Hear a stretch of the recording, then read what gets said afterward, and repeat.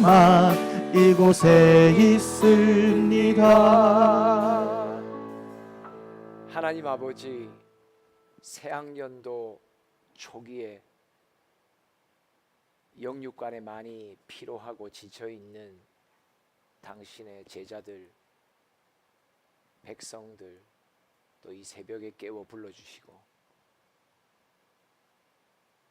말씀을 먹이셔 영혼의 힘을 얻고 영혼이 잘됨같이 범사에 잘 될 수 있도록 만드시기 위해 오늘도 이 예배의 자리에 우리를 초청하셨음을 믿습니다. 영생의 꼴, 생명의 꼴을 오늘도 준비하신 대로 우리에게 먹이실 때에 우리가 배고픔으로 가난한 마음으로 잘 받아 먹을 수 있도록 도우시고 영의 회복과 충전을 통해서 지쳐있는 육신과 정신이 다시 회복될 수 있도록 오늘도 예배 가운데 치료하여 주시옵소서. 모든 영광 하나님께 올려드리기를 소원하며 예수님의 이름으로 기도합니다. 아멘. 서로에게 인사합시다. 하나님이 초청하셨습니다. 아멘. 예.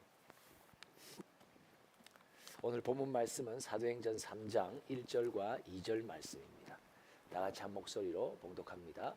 제9시 기도 시간에 베드로와 요한이 성전에 올라갈새 나면서 못 걷게 된 이를 사람들이 메고 오니 이는 성전에 들어가는 사람들에게 구걸하기 위하여 날마다 미문이라 성전문에 두는 자라. 아멘. 베드로와 요한이 예수님의 제자니 등장하죠. 성전에 올라가는데 2절에 보니까 누구를 만나요? 나면서 못 걷게 된 사람을 만나요. 우리가 전철을 타고 갈 때에 이렇게 구걸하는 맹인들도 있죠. 장애인들이 있죠. 여러분 그때 여러분들 어떻게 대하세요? 서로에게 인사합시다. 눈을 감습니다. 그렇죠? 우리 되게 피하죠. 근데 또 어떤 만남이 있냐면 피할 수 없는 만남이 있어요. 아마 학년 따라서 그 학년부에는 어떤 한 담임 선생님을 굉장히 긍휼히 여길 수밖에 없는 반편성이 되어 있을 수도 있을 거예요. 아, 선생님 어떡 하다가 참 힘든 애들은 선생님 반에 다 모였네요. 이런 일들이 이제 일어나기 시작하죠. 만남 가운데는 내가 피할 수 있는 만남도 있어요. 그렇지만 피하지 못하는 만남이 있어요. 그러니까 정해진 거예요. 정해진 거예요. 내가 피할 수 없죠. 근데 이 피할 수 없는 만남을 베드로가 요한이 만납니다. 왜냐? 이 사람이 갑자기 베드로와 요한을 쳐다보는 거예요. 눈이 마주친 거예요. 어떡하겠어? 피할 수 있어요? 없어요? 없어요. 이 아이가 내 반에 배정된 거예요. 피할 수 있어요? 없어요? 못 되는 거예요. 이 아이가 내가 가르치는 이 학년에 배정된 거예요. 피할 수 있어요? 없어요?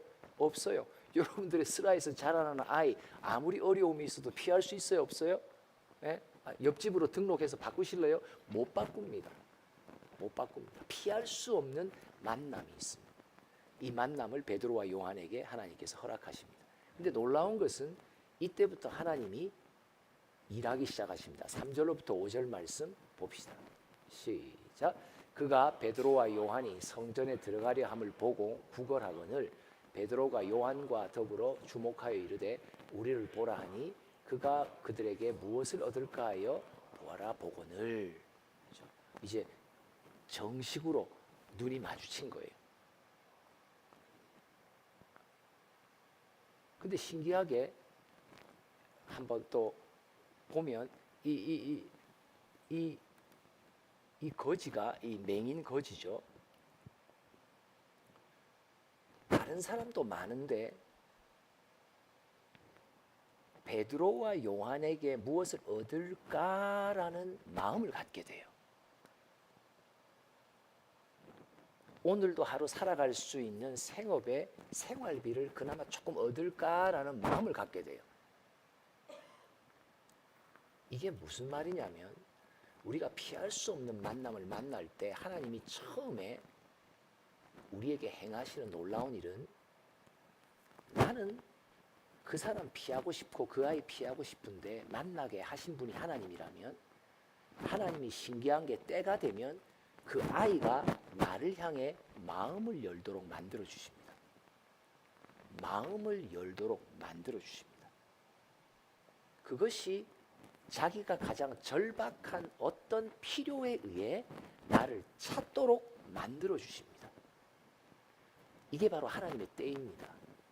하나님의 때는 내가 만들어낼 수 없습니다. 그리고 그 때를 내가 정할 수 없습니다. 피할 수 없는 만남, 이 만남을 통해서 내게 너무나 큰 부담이 되고 짐스럽고 내가 과연 감당할 수 있을까, 내 능력 이상의 것이라고 여겨지는 어떤 그런 만남이 올 때 여러분들 꼭 기억하세요. 하나님의 때를 기다리세요. 내가 주도적으로 뭘 하려고 하지 마시고 상대가 어떤 필요를 통해서 마음을 열고 나를 찾아오는 때를 하나님은 반드시 만들어 주십니다. 그 때를 기다리시기 바랍니다. 때를 주신 하나님, 그 사람의 마음을 나를 향해 열게 만드신 하나님의 역사가 시작됩니다. 6절로부터 8절 보겠습니다. 시작. 베드로가 이르되 은과 금은 내게 없거니와 내게 있는 이것을 내게 주노니 나사렛 예수 그리스도의 이름으로 일어나 걸으라 하고 오른손을 잡아 일으키니 발과 발목이 곧 힘을 얻고 뛰어서서 걸으며 그들과 함께 성전으로 들어가면서 걷기도 하고 뛰기도 하며 하나님을 찬송하니. 놀라운 일이 벌어져요. 물론 기적적으로 회복되죠. 치료받아요. 근데 6절에 보니까 어떤 구절이 나와요? 6절에 보니까 베드로가 이르되 나사렛 예수 그리스도의 이름으로 일어나라 걸으라 선포합니다. 이 두 번째는 하나님이 피할 수 없는 만남을 만날게 하실 때에 우리에게 하시는 두 번째 역사입니다. 두 번째 역사는 뭐냐? 신기한 게 이전에 없었던 믿음이 내게 주어집니다. 여러분, 우리가 꼭 성경에 훌륭한 인물들을 연구할 때 꼭 기억해야 되는 것이 있습니다. 아, 그분은 원래가 믿음이 좋아서, 나는 원래가 믿음이 없어서, 그분은 원래가 충성되기에 나는 그 정도의 충성이 없기에, 이렇게 나를 상대적인 박탈감을 주려고 그런 성경의 인물들을 주님이 기록하신 것이 아닙니다. 꼭 기억해야 되는 것은 베드로에게 이 피할 수 없는 만남을 만나게 하셨을 때 두 번째 하나님이 어떻게 도와주시냐, 일하시냐, 베드로에게 갑자기 예수 그리스도의 이름에 대한 믿음을 보충해 주십니다. 믿음이 없었던 사람은 아니겠죠. 그러나 믿음이 이 순간 이 만남을 위해 그때에 주님이 공급해 주신단 말이에요. 믿음을 공급해 주십니다. 나의 적은 믿음, 맞습니다. 내 지금 현재의 믿음과 신앙을 갖고 그 만남을 과연 어떻게 감당할 수 있을까? 의구심, 의심이 충분히 드실 거예요. 그러나 신기해요. 하나님이 주선하시고 하나님이 만들어내시는 만남은 특징이 있어요. 상대가 신기한 게 어떤 뜬금없는 필요를 갖고 나를 찾아오도록 만들고 하나님의 때가 온다는 거. 두 번째, 그 만남 가운데 나에게 그 순간 내가 이전에 경험하지 못했고 내가 이전에 진짜 느끼지 못했던 믿음이 내게 확 주어진단 말이에요. 그래서 나도 베드로처럼 나사렛 예수의 이름으로 일어나 걸으라 라는 선포를 할 수 있도록 주님이 도와주신다는 걸 말하는 거예요. 아멘. 맞습니다. 그리고 여기에 중요한 건 베드로가 이 믿음의 선포를 했다는데 이 옆에 누가 있었어요? 요한이 있었어요. 동역자가 있었어요. 중요하게 여러분들 꼭 기억하세요. 피할 수 없는 믿음, 다른 말로 말하면 뭐예요? 피하고 싶은 믿음인데 피할 수 없는 믿음. 올 한 해만큼은 피할 수 없는 믿음. 나 진짜 맞기 싫어. 나 진짜 피하고 싶은 만남. 근데 피할 수 없는 만남을 주실 때 하나님께서 꼭 공급해 주시는 또 다른 하나님의 일이 있어요. 그게 뭐냐? 동역자를 붙여주세요. 홀로 감당하지 않도록 해주세요. 그래서 꼭 기억하세요. 피할 수 없는 만남 가운데 내가 직면할 때, 와, 내가 혼자서 이 사람을 어떻게 감당할 수 있을까라고 하지 마시고, 내 주변에 누군가 이 어려운 아이를 돌보고 회복시키는 일에 함께 동역하도록 붙이신 어떤 동역자가 있을 거라고 하는 믿음을 갖고 주변을 돌아보세요. 그러면 신기한 일이 있습니다.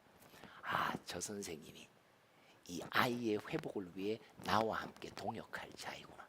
기도 제목도 나누시고, 그리고 중보도 요청하시고, 그때 이 믿음이 하나님에 의해서 주어지기 시작한단 말이에요.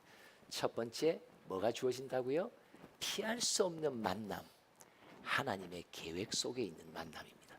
여러분, 피할 수 있는 만남, 내가 알아서 선택합니다.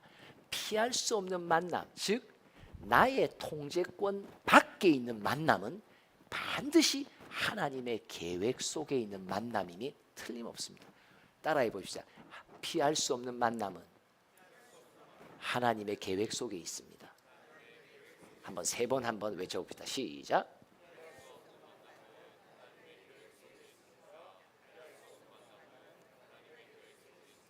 피할 수 없는 만남은 하나님의 계획 속에 있습니다.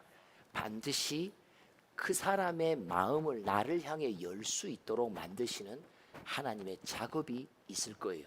그게 하나님의 때가 왔다는 거예요. 두 번째, 동역자를 붙여주세요.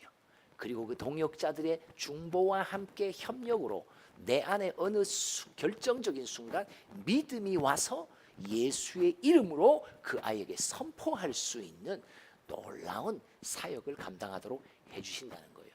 그러니까 동역자들이 있다는 의미에 있어서 좀 더 우리가 참조 구절을 봅시다. 고린도전서 3장 6절로부터 8절을 봅니다. 시작. 나는 심었고 아볼로는 물을 주었으되 오직 하나님께서 자라나게 하셨나니 그런즉 믿는이나 물 주는 이는 아무것도 아니로되 오직 자라나게 하시는 이는 하나님뿐이니라. 심는 이와 물 주는 이는 한 가지이나 각각 자기가 일한 대로 자기의 상을 받으리라. 여러분 꼭 기억하시는 건요, 만남 속에 있을 때 하나님의 눈에 주인공은 양편에 다 있어요. 그러나 꼭 기억하세요. 하나님의 일꾼의 입장에서는 어떤 기억을 꼭 시각을 가져야 되냐, 하나님이 지금 누구를 중심에 두고 사람을 붙이시냐, 하나님의 일꾼들을 붙이시냐면 이 영혼을 두고 붙이세요. 나면서부터 걷지 못하는 이 나에게는 피하고 싶은 만남의 대상, 그 영혼이 하나님의 눈의 중심이세요.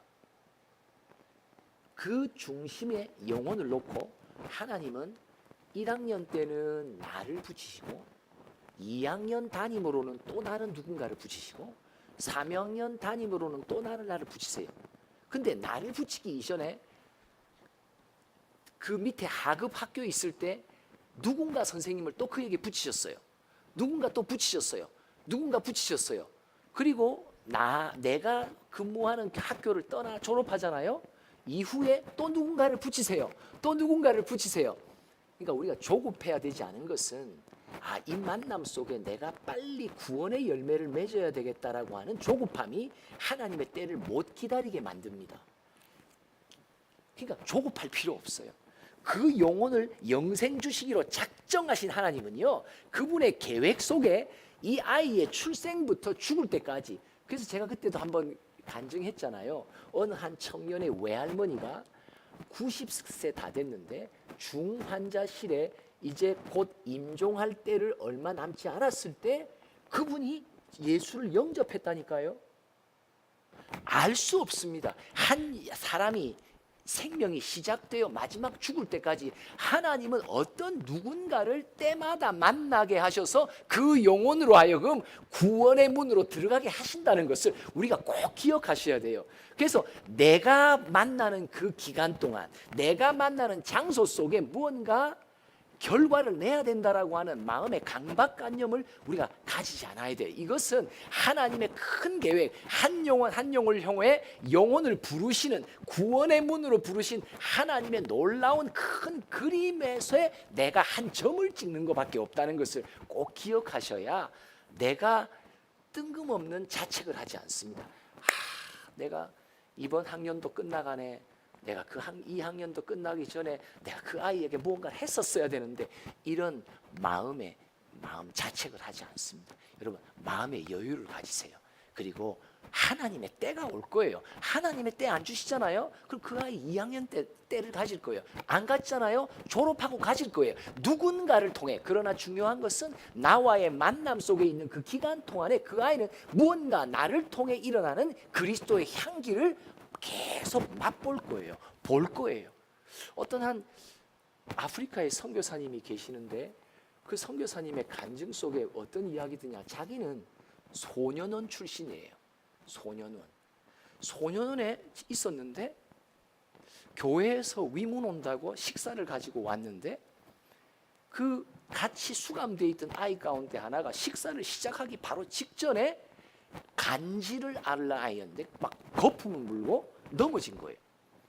그러니까 모든 거기 수감되어 있는 청소년들이 어떻게 생각했냐. 얘 때문에 또 식사 시간 망치겠네, 이렇게 생각했대요. 그런데 식사를 돕다가 교인들이 한두 명씩 그 아이를 놓고 닦아주고 물로 씻어주고 그 모습을 봤대요. 근데 그 모습을 보면서 자기한테 어떤 생각이 드냐. 우와, 이 사람들은 내가 평소에 아는 사람들하고 다르네.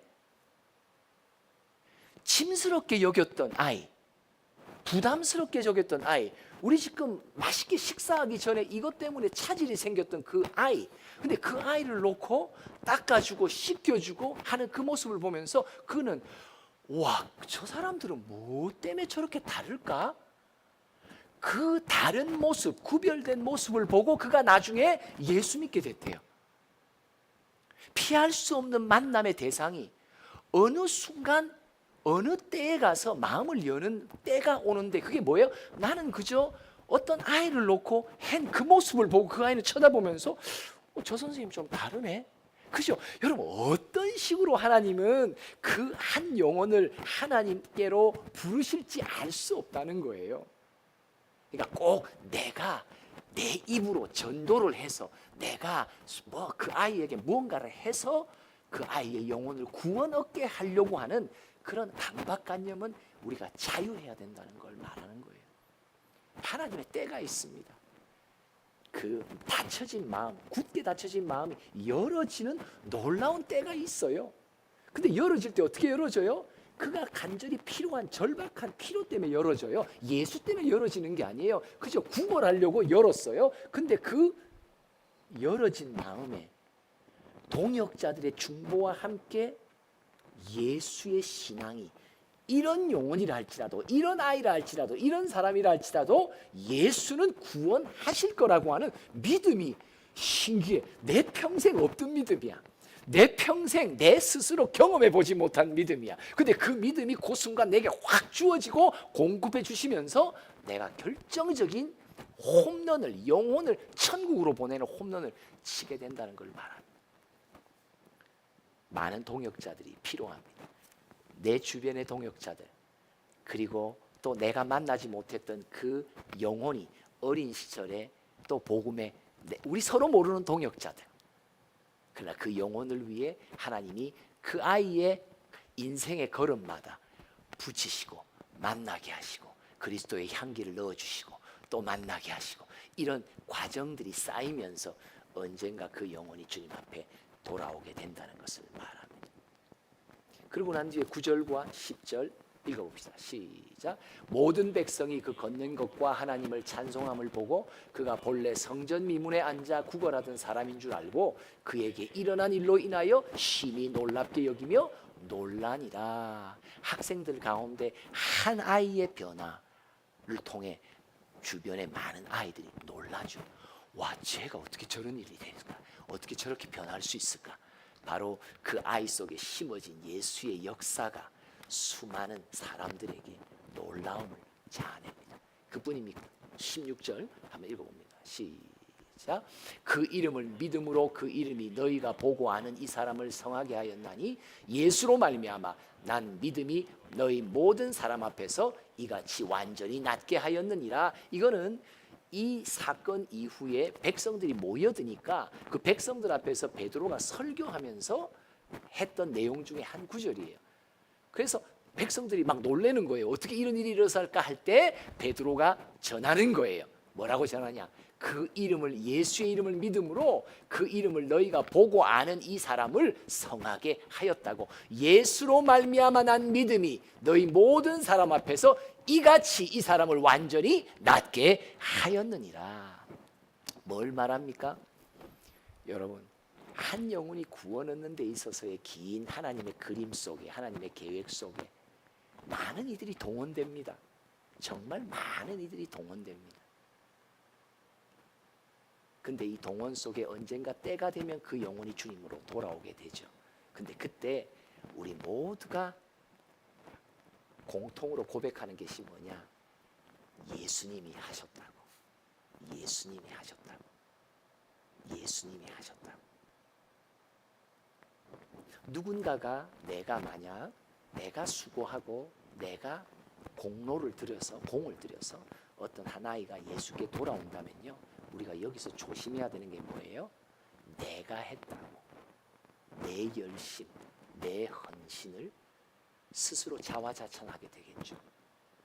그러나 그 영혼의 마음도 하나님의 때가 되어 열어주시는 분도 예수님이시고, 내게 좋은 동역자를 붙이신 것도 예수님이시고, 이전에 없었던 내 안에 믿음도, 큰 믿음을 그 순간 주신 분도 예수님이시고, 그래서 그 믿음으로 놀랍게 회복되는 역사, 하나님이 친히 하신 역사, 예수의 이름으로 일어난 역사라는 것을 우리는 다 고백하게 됩니다. 구원은 오직 예수의 이름으로만 일어납니다. 구원은 오직 예수님 친히 일하심으로만 일어나는 일입니다.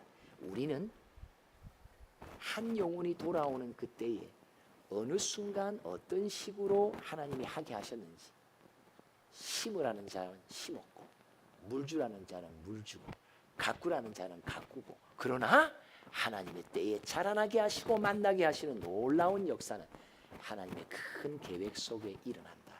꼭 기억하시고, 여러분 오늘 이번 학년도 시작하시며 피할 수 없는 만남 속에 고민이 되고 걱정이 되시는 만남이 있다면 하나님께 만사를 맡기십시오.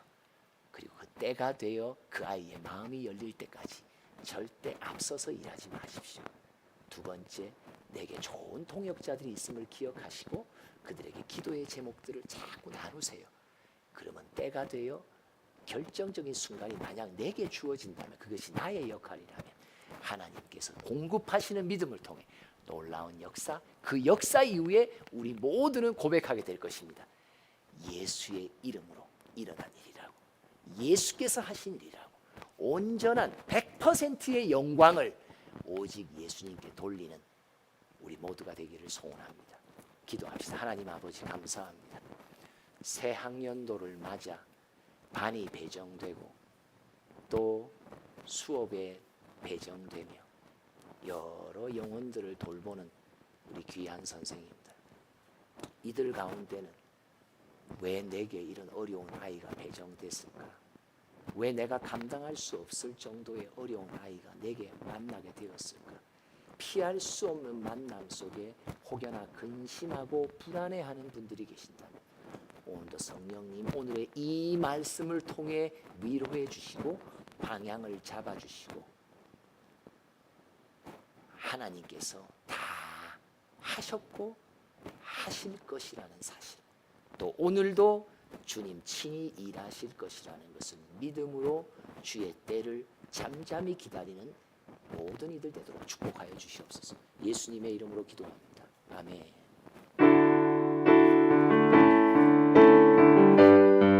오직 구원의 이름은 예수 이름이시다.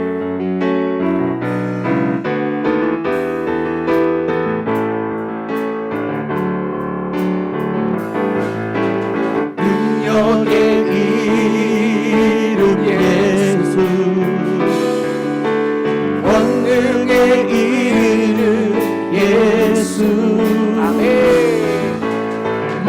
모든 강령을 다하는 예수, 생명 되신 예수, 치유의 이름 예수, 치유의 이름 예수, 아멘. 권소의 이름 예수, 자유 주시는 그 이름 예수, 생명 되신 예수, 거룩한 이름 예수, 거룩한 이름 예수, 아멘. 빛을 주는 예수, 모든 이름 위에 뛰어난 예수, 생명 되신 예수. 아멘. 갑자기 한 가지 생각나서 간증을 나눕니다. 우리 이사벨 출신들 가운데 이미 이제 한 60대 70대 된 분들 가운데 이런 자매들이 있습니다. 여학생들이 더 이상 아니죠. 할머니들이 돼버렸죠. 이분들은 이사벨 여고 출신인데 채플만 하면 3명이 항상 도망쳤던 친구들입니다. 그때 십자산이 그들의 아지트였다고 합니다. 요 3명이 그래서 삼총사라고 별명이 있어요.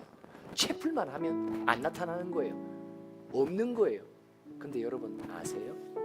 그 3명 다 목사 사모요 선교사가 되었습니다. 알 수 없습니다. 어디서 어떻게 하나님께서 그 영혼을 만지시고 그들에게 주시는 놀라운 사명자의 자리로 앉히실지 우리가 만나는 그 순간과 그 짧은 3년의 기간 동안에 우리는 다 모릅니다. 한 사람은 뉴질랜드 오클랜드의 가장 큰 교회에 목회합니다. 또 한 사람은 유럽 어느 나라에 또 목회합니다. 또 한 사람은 한국에서 또 목회합니다. 그 삼총사 3명, 채플을 피해 다녔던 그 3자매가 다 사모요 선교사가 됐다니까요. 여러분 어떤 걸음이든지 간에 나와의 만남의 이 순간 예수의 향기를 뿌리십시오. 그러면요 어느 때가 되든 그 향기는 헛되이 땅에 떨어지지 않습니다. 예수의 향기는 절대 헛되지 않습니다. 반드시 어느 순간 열매 맺어 내 앞에서 피할 수 없는 만남과 같은 아이였는데 20-30년 지나니까 그 아이가 하나님의 나라에 놀라운 일을 하고 있는 일꾼이 될 수 있다는 사실을 소망으로 부으시며 능력의 이름 예수 맞습니다. 내가 능력 있고 내가 믿음 좋아서 되는 일이 아니에요. 능력의 예수 때문에 이런 일들이 일어난다는 사실 여러분들 꼭 기억하시고 피할 수 없는 만남 오늘도 그 만남 속에 있을 때 여러분 믿음으로 힘을 내시기 바랍니다. 다시 한번 고백합니다.